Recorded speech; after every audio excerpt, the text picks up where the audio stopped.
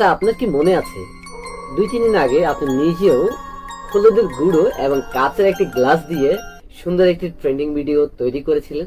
জানেন, সেই ভিডিও থেকে আপনার কত বড় ক্ষতি হতে পারে। চলুন আজকে আমি আপনাদেরকে সেই ক্ষতিটা বলি। হলুদের গুঁড়ো, কাঁচের গ্লাস এবং পানি এটি কোনো সাধারণ বিষয় নয়, এটি কোনো ট্রেন্ডও নয়, বরং এটি আপনার বিপদের কারণ। এটা ছিল একটি আত্মা জাগানোর কৌশল। এটা ছিল আত্মা জাগানোর চূড়ান্ত নিষিদ্ধ রিচুয়াল। আর আপনি সেটাকে ঘরে বসেই করে ফেলেছেন। আপনি একটি আত্মাকে জাগিয়ে দিয়েছেন। হ্যাঁ, আপনি ঠিকই শুনেছেন। এই ট্রেন্ডিং এর ফাঁদে পড়ে আপনি নিজে একটি আত্মাকে জাগিয়ে দিয়েছেন। ভেবেছেন সবাই করছে, আমি করলে ক্ষতি কি? ক্ষতিটা আজকে আমি আপনাদেরকে বলছি।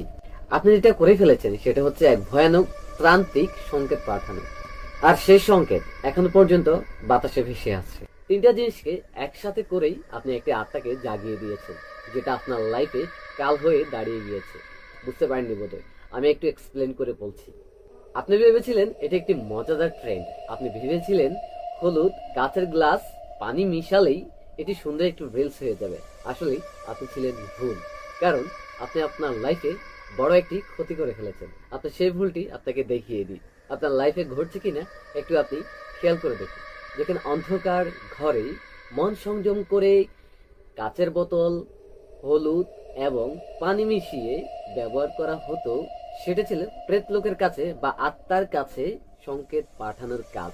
যে কাজটি হলুদ, কাচের গ্লাস এবং পানি দিয়ে আপনি নিজেই অন্ধকার ঘরে বসে করে ফেলেছেন। এই রিচুয়ালটির নাম ছিল জয়া মানরহ, অর্থাৎ অন্ধকার ঘরে আত্মার অনুরণ। তুমি হয়তো ভুলে গেছো তুমি সেই আহ্বানকারী। তুমি হয়তো জানো না, কিন্তু তারা তা জানে। কে কোথা থেকে কেমন আহ্বানে সাড়া দিবে কে জানে। এই রিচুয়ালটি একবার শুরু হয়ে গেলে মন চাইলেও থামিয়ে দেওয়া যায় না। তবে বলা হয়, যিনি ছাড়া তিনি আহ্বান করেন, তিনি নিজেও তার দরজা বন্ধ রাখতে পারবে না। আর আপনি যদি সেই ব্যক্তি হন, আপনার ঘুম, আপনার ছায়া, আপনার ঘর এবং আপনার আয়না সব এখন প্রেত বন্ধনে। হ্যাঁ, আপনি ঠিকই শুনেছেন, সব এখন প্রেত বন্ধনে। তুমি একজনের আত্মার দরজায় হাত দিয়েছো। প্রেত বিধান গ্রন্থে যেমন বলা হয়েছে, যাকে ডাকো সে যদি জবাব দেয়, তুমি ফিরেও আসতে পারো না। তুমি যেটাকে রিলস ভেবে আজকে এই কাজটি করেছো, জেনে রেখো এটা ছিল প্রেত আত্মাদের ডাকার প্রধান ধাপ। আর তুমি সেই কাজটি করে ফেলেছো।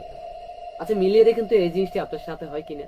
আপনি যদি কাচের আয়নাতে আপনাকে না দেখতে পান, তাহলে আপনি এই মুহূর্তে আত্মার বন্ধনে বন্ধিত আছেন। যদি রাতের ঘুমে ছায়া দেখে থমকে উঠেন, তাহলে মনে রাখবেন